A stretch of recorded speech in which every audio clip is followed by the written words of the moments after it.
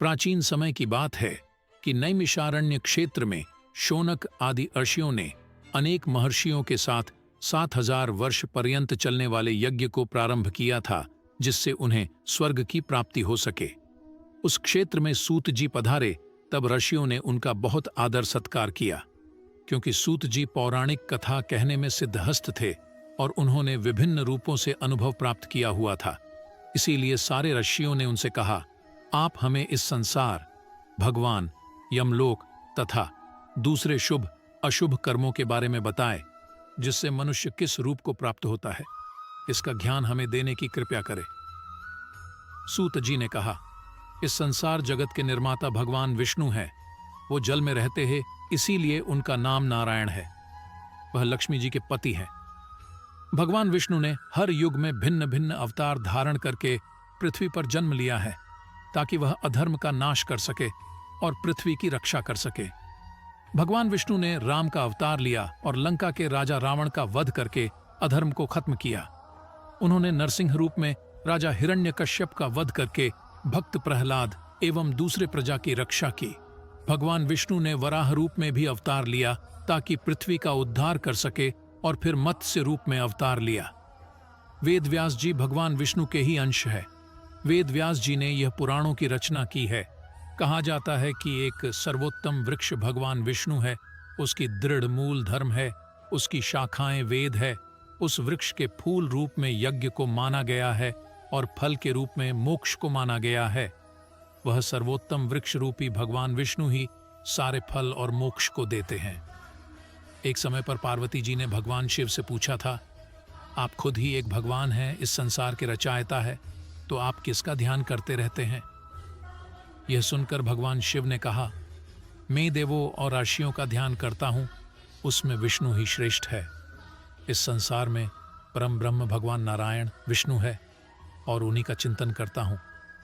भगवान विष्णु ही अनेक रूप में अवतार लेने वाले परम ब्रह्म हैं। भगवान विष्णु ही अनेक रूप में पृथ्वी पर अवतार लेकर अधर्म का नाश करके धर्म की स्थापना करते हैं। इस प्रकार भगवान शिव ने पार्वती जी को भगवान विष्णु की महिमा बताई थी। तब ऋषियों को दूसरी बातें जानने की उत्सुकता हुई। ऋषियों ने सूत जी से कहा, हे प्रभु, आपने भगवान विष्णु के श्रेष्ठता के बारे में हमें जो भी ज्ञान दिया, वह अत्यंत भयमुक्त करने वाला ज्ञान है। इसके अतिरिक्त आप हमें यह बताइए कि इस सृष्टि में आने के बाद भोगने वाले दुख और कष्ट को नाश कैसे किया जाता है। कृपा करके इसका उपाय हमें बताइए। आपके पास इस लोक एवं परलोक के दुखों का निवारण करने का ध्यान है। हम यह जानना चाहते ही हैं कि यमराज के मार्ग तक पहुंचने में मनुष्य को किस प्रकार की मुसीबतों का सामना करना पड़ता है। सूत जी ने कहा, एक समय पर गरुड़ जी ने भी ऐसा प्रश्न भगवान विष्णु से किए थे। उस समय भगवान ने जो भी ज्ञान दिया था, वह ज्ञान मैं आप लोगों को दूंगा। यम का मार्ग बहुत कष्ट वाला है, किंतु आप अगर अपने कल्याण के लिए यह जानना चाहते हैं तो मैं आप लोगों को इसके बारे में बताता हूं। गरुड़ जी ने जब भगवान विष्णु से पूछा था कि आपके नाम की आराधना करना तो अत्यंत सरल है, आपकी भक्ति करने के उपरांत भी मनुष्य नरक में क्यों जाता है?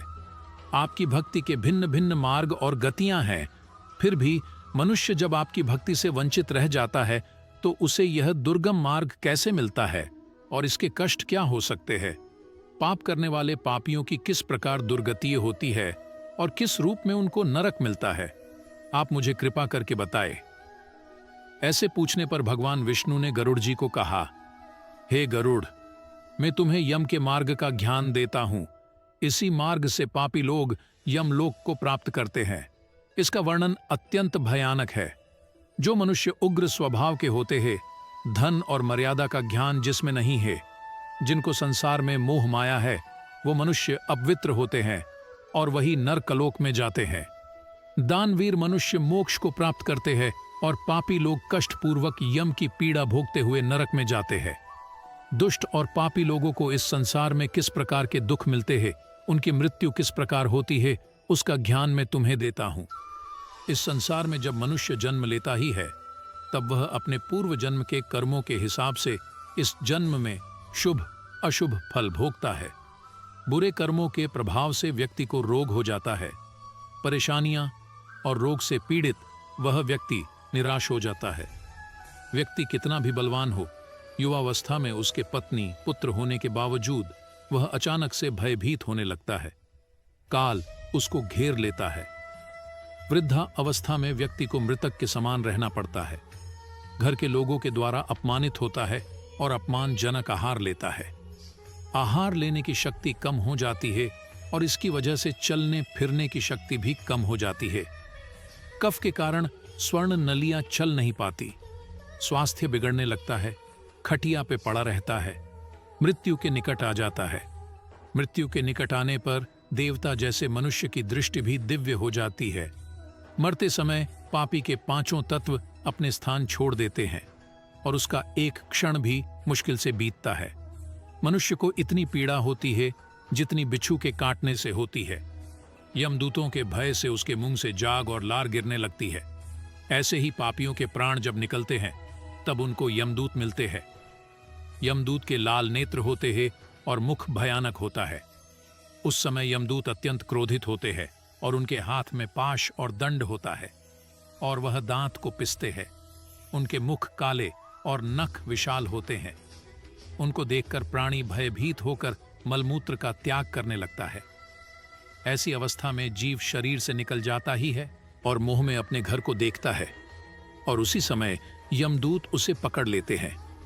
यमदूत उसे गले में रस्सी बांधकर ऐसे ले जाते हैं जैसे गुनहगार को सिपाही राजा के पास ले जाते हैं। वे यमदूत मनुष्य को मार्ग में नर्क के भयानक दुहक और तकलीफों के बारे में बताते हैं और धमकियां भी देते हैं। यमदूतों की ऐसी कठोर वाणी को सुनता है और तड़पता है। भय से तड़पता वह मनुष्य अपने पापों को याद करते हुए उस मार्ग से जाता है। कुत्ते मार्ग में उसे काटते हैं। उस मार्ग में उसे खाने को खाना और पानी नहीं मिलता। सूर्य की तेज गर्मी में चलना पड़ता है। यमदूत उसे मार्ग में कूड़े से मारता है और घसीट कर ले जाते हैं। इस प्रकार अत्यंत पीड़ा सहकर वह अंधकारमय यमलोक में पहुंच जाता है।